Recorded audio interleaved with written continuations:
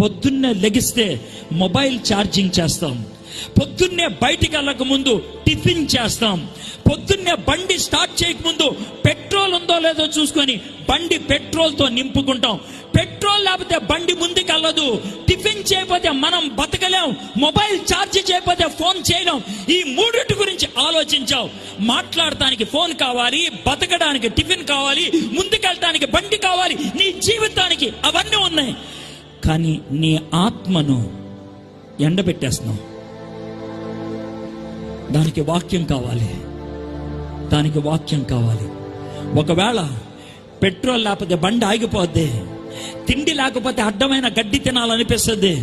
అదేవిధంగా ఆత్మ ఎండిపోతే దుష్ట ఆలోచనలకు బానిసైపోతుంది. నీ జీవితం ఎందుకు బానిసైపోయిందో తెలుసా? నీ బ్రతుకు ఎందుకు తుచ్చమైందిగా మారిపోయిందో తెలుసా? You are not feeding your soul. నీ ప్రాణాన్ని నువ్వు తృప్తిపరచట్లేదు. దానికి కావలసినటువంటి ఆహారాన్ని నువ్వు ఇవ్వట్లేదు. మనిషి బ్రతకాలంటే రొట్టె మూలన కాదు, దేవుని నోటి నుండి వచ్చే ప్రతి మాట మనిషిని బ్రతికిస్తుంది. Do you have that word? నీ జీవితంలో ఆ వాక్కు ఉన్నదా? బైబిల్ చదవక ఎండిపోయే వాళ్ళు కొంతమంది అయితే, బైబిల్లో తెలివితేటలు సంపాదించుకోవాలని ఎండిపోయే వాళ్ళు